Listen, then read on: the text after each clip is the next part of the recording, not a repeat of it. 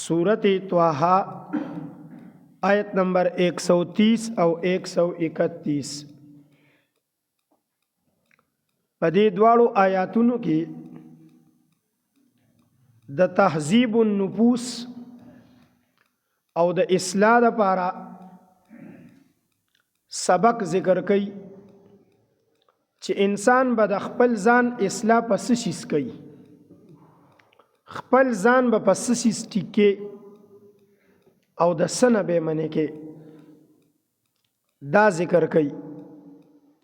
اول رسول الله صلی الله علیه وسلم تا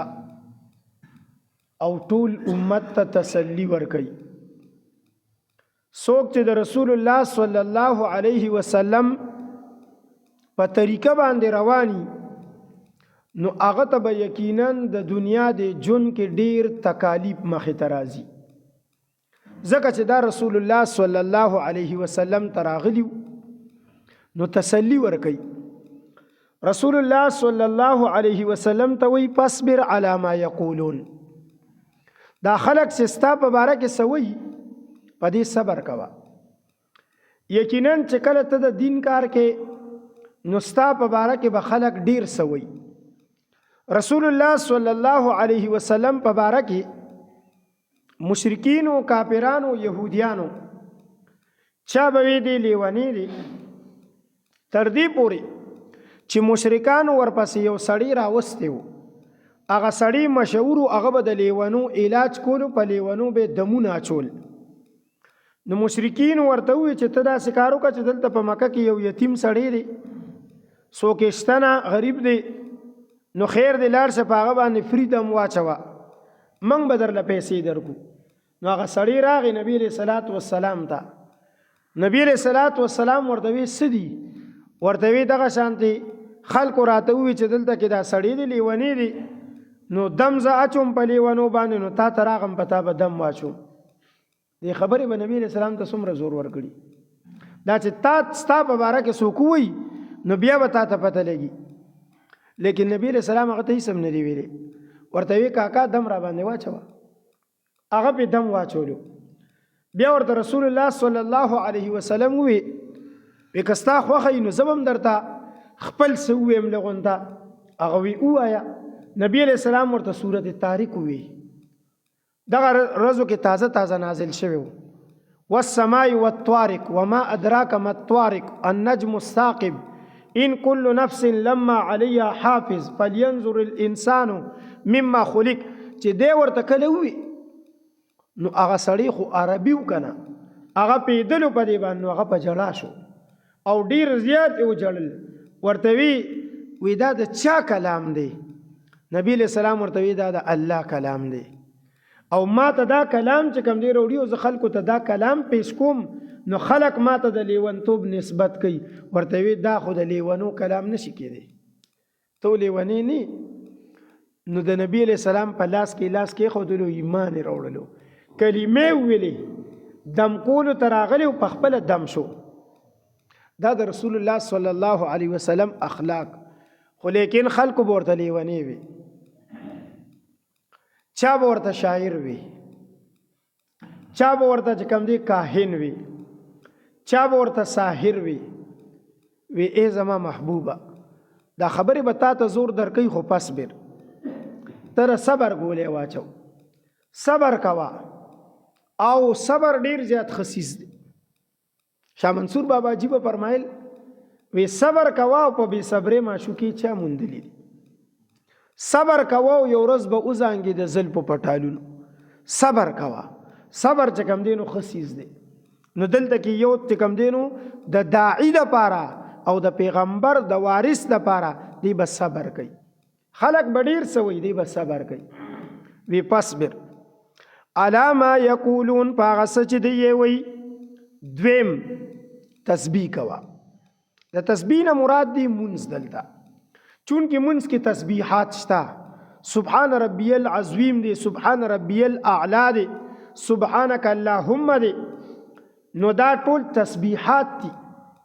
دعاګانې دي نو منز ته تسبیح وي په نورو ځایونو کې چې کوم دین ویلي دي چې واستعینوا بالصبر والصلاه د الله مدد طلب کوه په صبر او په مانځه سره. د دې وجه نه مفسرین دلته د تسبیح معنی په مانځه سره کړې ده. او بیا دې آیت کې 15 منځونه ثابت شوي دي. 15 منځونه دي. څوک چې منځونه د 15 نه کم ګڼي نو دا بې دینه دی. لکه قادیانی به 3 منځونه چې کم دی نو منل، هغه وی منځونه 3 دي 15 نه دي، نو دا هغه د کفر چې څومره اسباب دي نو یو سبب پکې چې کم دی نو داو هغه به په قرآن کې 15 منځونه نشته. نو دلته کې چې کم دی په دې کې 15 منځونو ته تاسو ګورئ. وسبح او تسبیح کوا بحمد ربک، د رب په حمد سره، قبل طلوع الشمس، د نور د راختونه مخکې، د سار مونځ، د سار مونځ د نور د راختونه مخکې، وقبل غروبها، د نور د غروب کېدو او د نور د ډوبېدو او د غورځېدو نه مخکې د مازیګر مونځ. دا دواړه اول ذکر کړل ځکه دا ډیر زیات اهم دي. دی کې چې کم دی نو د فرشتو ډیپټې بدلیږي. دی منځونو اهتمام کوونکي سړی چې دی نو د هغه په اسمان کې چې کم دی نو ټول 24 غنټې په مونځ کې لیکل کېږي. ځکه د سار مانځه ته چې فرشتې راشي نو د شپې فرشتې به واپس ځي، نو هغه هم دا مونځ ځان سره ولیکي او چې کمې راشي نو هغه یې ولیکي. د مازیګر مانځه ته بیا چې کم دی د شپې هغه فرشتې راشي نو د ساری د ځي نو د یې هم ځان سره ولیکي او راتلونکي هم ځان سره ولیکي. نو د راتلونکي فرشتې چې لاړ شي نو دی الله ته وایي چې موږ لاړو نو هغه په مانځه کې او چې موږ راتلو نو په مانځه کې وو. په خبره اوسئ. نو بیا ورته هغه د شپې هغه وایي چې موږ لاړو نو په مانځه کې او چې موږ راتلو نو په مانځه کې وو. نو 24 غنټې په مانځه کې راشي. نو دا دواړه چې کوم دي نو خصوصي ذکر کړل. لیکن افسوس دی د جمی په دې اوږدو شپو کې د سار مونځ 50% خلک نه کوي. او ته به ما ته ګورې نیغ نیغ چې دا ته څه وې ولې د جمعې مونځ چې کوي دا خلک نو کوم ځای پورې ولاړي؟ بار ولاړي که نه؟ نو د سار مونځ کې خو د ستنو پورې هم نه ولاړ. نو دا څه شو؟ که د جمعې مونځ ته د بل ځای نه راځي، د جمعې مونځ ته خو د دلته نه بل خوا خلک ځي خو د بل ځای نه خو نه راځي. نو دا خلک چې د جمعې په مونځ کې دا ټول د سار په مانځه کې خو نیم هم نه دي. دا ولې؟ د مازیګر په مانځه کې خو زه ټیک ده، څوک به په بازار کې به په بازار کې وکړي، څوک به د چې کوم دی نو د دیاړې په ځای کې هغه به د دیاړې په ځای کې وکړي، څوک به چې کوم دی نو د دفتر کې به په دفتر کې وکړي، څوک به د دفتر نه را رواني په لار هغه به په لار وکړي. بالکل د منلو خبره ده، هیڅ مسله پکې نشته. خو د سار په مانځه کې خو نه څوک په ډیپټې کې دی، د سار په مانځه کې خو نه څوک په پټي کې دی، نه څوک په دکان کې دی، او نه څوک چې کم دی نو هغه په نوکرۍ او په دفتر کې دی، او نه څوک په مارکیټ کې دی. نو دا کوم ځای دی؟ خبره ورسېږي. او د جمعې شپې د سار مونځ په هغه ټیم کېږي چې د اوړي کې چې کم دی نو د اشراقو نه ناوخته وخت دی. د اشراقو نه ولې په اوړي کې اشراق 5 بجې او د سار مونځ په څه ټیم کېږي؟ په 6 بجې. دا موږ د وخته کوو، د دې ټول کلي نه د وخته مونځ کوو موږ، د ټول کلي نه چې 6 بجې دی دا. لیکن چې کوم دی د سار په مانځه کې هغې کې به هم چې کوم دی نو داسې. نو دا د سار او د ماښام 2 منځونه ذکر کړل. ومن آناء اللیل، آنا اوقات وختونو ته وایي، د آن جمع ده، آنا آن وخت ته وایي، الان اوسو. ومن آناء اللیل، او د شپې په اوقاتو کې د شپې په وختونو کې تسبیحات کوه او مونځ کوه. نو د شپې وختونو نه مراد دی د ماښام او ماسخوتن. ماښام او ماسخوتن په شپه کې دي، نور چې پریوزي بس شپه شوله او ماسخوتن شپه شوله. و اطراف النهار، او د ورځې په طرفونو کې، د ورځې 2 طرفونه دي. دا ورځ چې مکمل په مینځ نیمه کې نو دا په ماسپښین کې نیمه شي. د سار د نور د راختونه والې تر د ماسپښینه پورې نیمه شي. نو دغه یو سر دی، دا د ورځې د لومبنۍ حصې اخرینی سر دی. او د دغه ځای نه بیا د نور د پریوتو پورې بله حصه شروع شي، نو دغه ماسپښین د دې 2 حصې اولنی سر دی. نو دې ته د رزې اطراف وي. د رزې په دواړو طرفونو کې دا دواړه طرفونه چې ملاویږي کوم ځای کې دقه ځای کې مونځ کوه د ماسپښین مونځه. نو څو مونځونه شول؟ 5 شول که نه. قبل طلوع الشمس د نور د راختو نه مخکې سحر، قبل غروبها مازیګر، ومن آناء اللیل ماښام او ماسخوتن،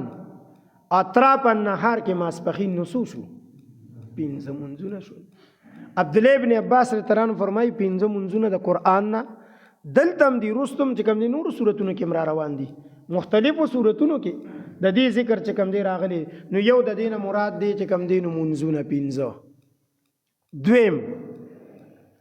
سبح ویلې دی، د دې نه مراد دی تسبیحات. تسبیحات کوا. سحر د سحر دعاګانې وایا. اللهم بك اصبحنا وبك امسينا وبك نحيا وبك نموت واليك النشور. د ماښام دعاګانې وایا. اللهم بك امسينا وبك اصبحنا. دغه شانته چې کوم دینو د شپې په اوقاتو کې دعاګانې وایا. ود کېږي د ود کېدو دعا وایا. کور ته داخليږي د داخليدو دعا وایا. جمعات ته داخليږي د داخليدو دعا وایا. جمعات نه بار وځي نو د بار وتو دعا وایا. کپڑے بدلې نو د بدلولو دعا وایا. دغه شانته چې کوم دین د دینه مراد دي د دعاګانې. او و اطراف النهار د رزې چې کم دینو په اطرافو کې په ماسپښین کې کله کله سړی چې کم دی ودکیږي کیلوله کوي دعا وایا چې راپاسې د خوب نه راپاسې د راپاسېدو دعا وایا. دریم د دینه مراد دی سبحان الله وبحمده. دا د امام بخاری آخری حدیث دی چې کله دستربندی وي د بخاری شریف او علماء ته پټکی تړل کیږي نو دا حدیث ویل کیږي چې کلمتان حبیبتان الی الرحمن، 2 کلمې دي الله ته ډېرې زیاتې خوږې دي، او خفیفتان علی اللسان په دې ژبه ډېرې سپکې دي، وخت پې نه لګي، ستړي کیږي پې سړی نه، خو ثقیلتان فی المیزان په تله کې ډېرې زیاتې درنې دي. سبحان الله وبحمده سبحان الله العظیم. وای سبحان الله وبحمده سبحان الله العظیم. دا د دې چې کوم دی دا حدیث امام بخاری 2 پیرې راوړی دی. دا حدیث امام مسلم په کتاب الدعوات کې 1 پیره راوړی. دا حدیث امام ترمذی په کتاب الدعوات کې راوړی دی او د امام بخاری ختم په دې باندې کیږي په دې حدیث باندې. دا 2 کلمې دي سبحان الله وبحمده سبحان الله العظیم. څوک چې دا 2 کلمې سل پیری وی الله تبارک وتعالى د دې انسان رزق د غیب نه کم دینو کوي دی به پیګم نو د رزق بي. او بیا عبد الله درخاستی رحمت الله علیه او نصیر الدین غرغشتوی رحمت الله علیه دا زمنګ د پاکستان د احادیث حافظان دیت په لکونو احادیث په یادو عبد الله درخاستی رحمت الله علیه او نصیر الدین غرغشتوی رحمت الله علیه. د نصیر الدین غرغشتوی رحمت الله علیه په باره کې خو بجلیګر مولی صاحب یو کتاب هم لیکلی دی مجالس غرغشتوی ملاویږي. مجالس د سونه کتاب دی مجالس غرغشتوی اراغلی زمون په دې ټولو علاقه باندې په دې مردان پېښور او په دې علاقو ټولو ګرځیدلو د بجلیګر مولی صاحب باور سره او دی هغه شاګردو دی باور سره چې کم دینو ګرځیدو هغه به تقریر کولو نو داغه تقریرونه ټول لیکلي دي. په هغه تقریرونو کې په بعضو تقریرونو کې دا د دې کلمې وظیفه هغه خلکو ته ورکړې ده او یو ټکی ور سره سیوا کړی دی. او اوس چې کم دی د ثوابې د شاه منصور باباجي چې مشهور یادېږي نور الحادث دی چې کم دی نو چرته چې لاړ شي د سربندې ته نو دا وظیفه د خلکو ته ورکوي او ورته وایي د سحر د سنتو او د فرضو په مینځ کې دا ټیم ورته ډیر مزیدار ټاکلی دی. د سحر د سنت او د فرض په مینځ کې سار سنت به پکور کې او بیا به په مازه را روان شي جمعات ته برازي فرض ولا نو په دې دوران کې 101 پیری چې څوک دا وظیفه کوي سبحان الله وبحمده سبحان الله العظیم وبحمده استغفر الله. وبحمده استغفر الله د ترمذی روایت دی. نو دا ور سره یو ځای کا سبحان الله وبحمده سبحان الله العظیم وبحمده استغفر الله 101 پیری دی انسان ته پتم نوی والله تبارک وتعالى به د رزق د غیبونه به الله د رزق چې کم دینو کی دا خلق دی علماء ته ایران دي کنه خبر سره هر څوک لګیا دي کوشش کوي کچرته چې کم دی په جمعات کې چا اعلانو کوي یاره چې مولوي صاحب ته تنخواه سیوا کوو ته په الله یقینو که چې په سلو کې به چې کم دی نو 100% خلک به چې کم دی بنګه اخوا دی خوا چې د دې څه ضرورت دی د دې څه ضرورت دی لیکن الله تبارک وتعالی په هغه لکه تنخواه کې د هغې کارونه پوره کوي هغه هم په دغې څیزونو باندې پوره کوي نو لہذا چې کم دی دا وظیفه کوي په دې نیت اډو کوي ما دا ډېرې زیاتې بهترینې کلمې نه ما تاسو ته وي حدیث کې راغلل چې الله ته خوږې کلمې دي او په جبه باندې سپکی او په تله کې درنې کلمې دي ولی دې کې یو سبحان الله دی حدیث شریف کې راغلی چې چا یو پیر سبحان الله وي نو د نیمه تله ډکه شوه د نیکو او چې چا ورپسې یو پیر الحمدلله وي نو د پوره تله ډکه شوه د نیکو نو لکه څنګه چې دلته کې خلک تلل کوي کنه وی لکه یو تل راواله او بیا دی خو خالی کې او بیا بل تل نو په ورځ د قیامت به یو غټه تل لګیدلی چې اعمال به په تلل کېږي یو سبحان الله او یو الحمدلله به دغه تل غونډه ډکوي او یو حدیث کې راغلی دی ابراهیم علیه السلام د معراج په حدیث کې دی د معراج په موقع باندې په وم اسمان کې د ابراهیم علیه السلام سره د رسول الله صلی الله علیه وسلم ملاقات وشو نو ابراهیم علیه السلام نبی علیه السلام ته وی چې خپل امت ته زما د طرف نه سلام وکټول وی وعلیک السلام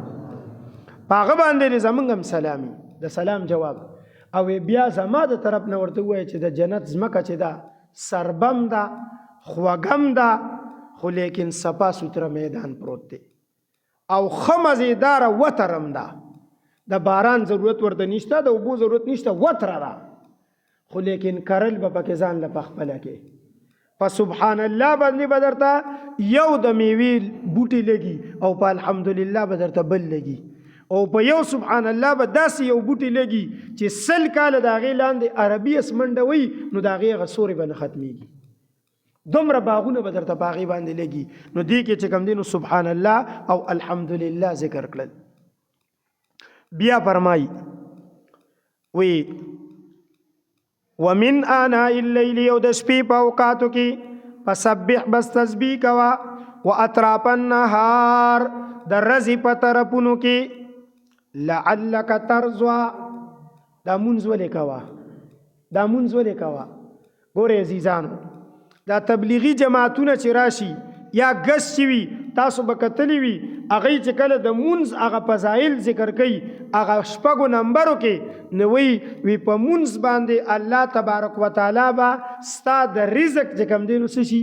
ذمہوار بشي او بندوبست به د رزق وکړي د رزق نه به تا چې کوم دی نو څه کي هغه به چې کوم دی نو بېغمه به دي کي دلته الله تبارک وتعالی لعلک ترضى وی ته چې مونځ کې نو کیدی شي چې زه تا راضي کم یعنې ستا رزق به زه د غیب نه روان لعلک ترضى او زبتا چې کم دینو سکم تب په دې باندې راضي شي تب په دې باندې خوشاله شي مونږ چې سړی 15 وخت کوي نو دې چې کم دینو سړي قدرتی کار دی د زړه ته به تسلی وي دا زړه به خوشاله چې مونږ دې نه کړي بس دا زړه به دې اسی خپه خپي خلک وایي او به ډېر مړ دا طبیعت مې داسې خټه دی او دا طبیعت مې داسې چې کم دینو بس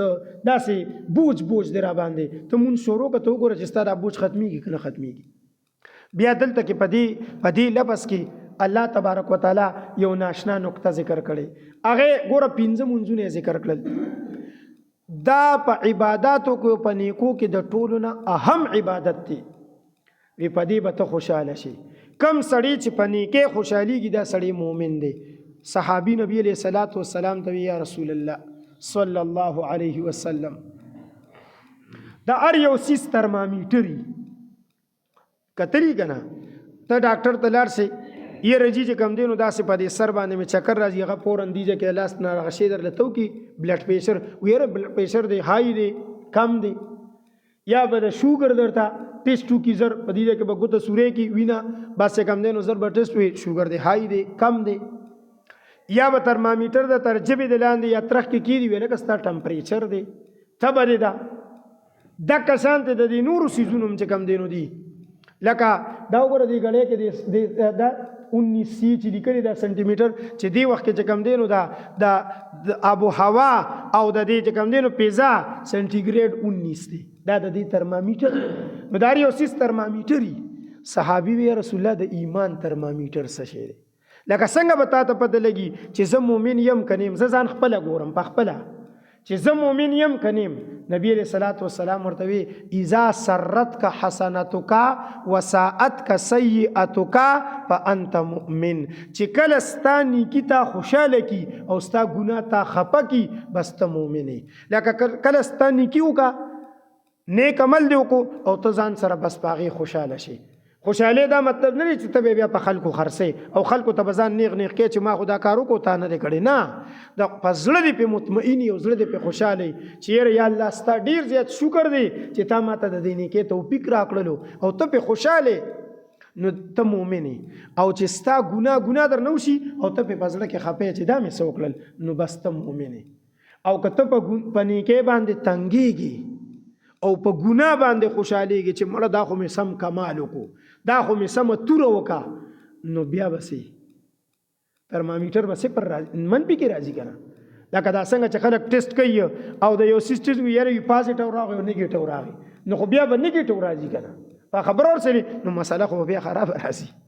بیا لکه ستا په ترمامیټر کې چې ایمان را نه خو دغه دوه سیزونه یا به ایمان راځي یا به کوپر راځي کنه نو خو بس کوپر پکې راغی